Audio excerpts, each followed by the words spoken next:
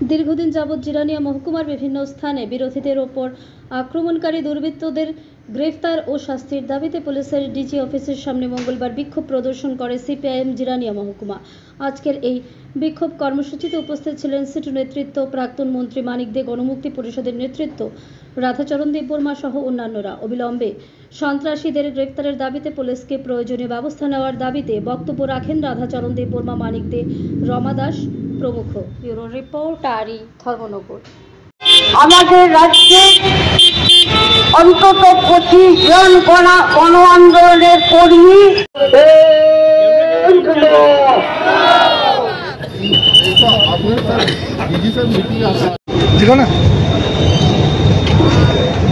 সংগ্রামী বন্ধুগণ,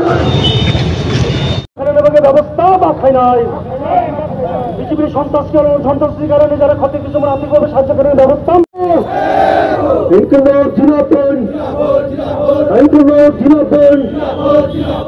যোগ সরকার ক্ষমতায় আসার পর গোটা রাজ্য জুড়ে ব্যবস্থা মাথায় নাই। চিনি চবাচলি নই, সাহায্যের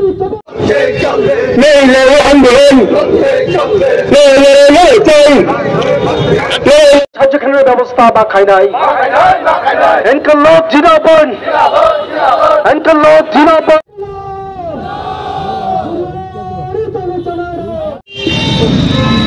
আপনারা দেখছেন 2008 পরিবর্তন করবার চেষ্টা করছেন, এটাকে গণতন্ত্র।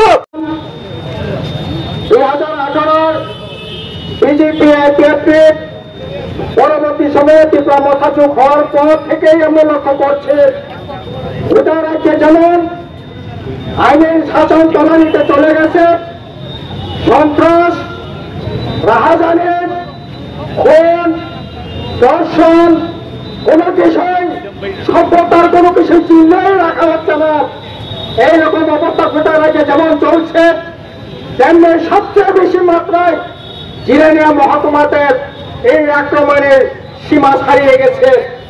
আমরা লক্ষ্য করলাম 2018 নির্বাচনের পরে শুধু জিরানিয়া মহকুমাতে প্রায় 30-35টা বাড়ি ঘরে আগুন দিয়ে সেখানে আগুন জ্বালিয়ে দেওয়া হয়েছিল। তারপর এক এক করে জিরানিয়া পার্টি অফিস, যতগুলো পার্টি অফিস আছে সমস্ত পার্টি অফিসের উপর আক্রমণ। এইরকম অবস্থা আমাদের রাজ্যে কোনোদিনই ছিল না, কিন্তু বিজেপি আসার পর সেখানে কত মিষ্টি মিষ্টি কথা বলে, ওই কি বলে সুশাসনের সেখানে বাণী শুনিয়ে কথা বলে সরকারে এসছে। মানুষের আশা ছিল হয়তোবা কিছু কাজ করবে, হয়তোবা শান্তিতে মানুষ সেখানে বসবাস করতে পারবে, কিন্তু আমরা দেখলাম কোথায় সেই শান্তির পরিবেশ। আজকে গোটা মহকুমা জুড়ে একটার পর একটা আক্রমণ। আমি এই 18 সাল থেকে হিসাব করে আপনাদের শোনাতে চাই না, এই রাজ্যের মানুষ সকলেই জানে।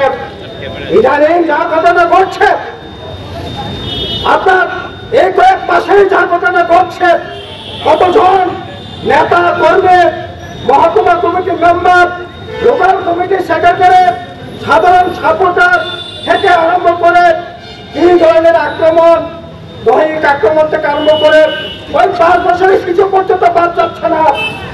কেন এরকমটা হবে? এটাই জানেন আমাদের মহকুমা কমিটির মেম্বার মনোরঞ্জন দাসের উপর বাড়িতে যেরকম ভাবে আক্রমণ হামলা সেখানে হয়েছে, তার নাতনি 7 বছর 8 বছরের নাতনিটা পর্যন্ত দেখাই যায় নাই। এইরকম ভাবে আক্রমণ, আসলে এটা বলতে বাধ্য হচ্ছে। কেন এরকম আক্রমণ? জিরানিয়া মহকুমা মানুষের আসলে দুর্ভাগ্য। আমাদের জিরানিয়া মহকুমাতে 4 জন এমএলএ, 4 জন জনপ্রতিনিধি হয়েছে, 4 জন জনপ্রতিনিধি হচ্ছে জিরানিয়া এলাকার কেউ ভূমিপত্র নয়, তারা বহিরাগত। তারা ওইখানে জিরানিয়াতে যদি আক্রমণ হয় তাদের কিছু আসে যায় না, তাদের শান্তির পরিবেশের দরকার নেই। আসলে দিনে দিনে জিরানিয়া মহকুমাতে কিভাবে শান্তির পরিবেশ, জাতীয় পূজা ঐক্য রক্ষা করে এই রাজ্যে নেতাকে গোটা রাজ্যের সাথে তিলে তিলে কিভাবে সেখানে শান্তির পরিবেশ বিরাজ করবার কাজ বামফ্রন্টের নেতা কর্মীর রক্তের বিনিময়ে জীবনের বিনিময়ে সেখানে শান্তির পরিবেশ তৈরি করা হয়েছিল। আজকে সেই শান্তির পরিবেশটাকে ধ্বংস করে ফেলবার চেষ্টা হচ্ছে।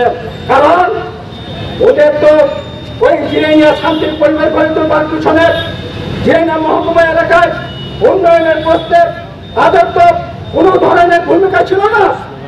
কাজেই তাই ওই ভূমিকাকে উপেক্ষা করে আজকে সেখানে বহিরাগত এমএলএরা গিয়ে তারা আক্রমণ করে আগরতলায় এসে সুখে শান্তিতে বাস করছে।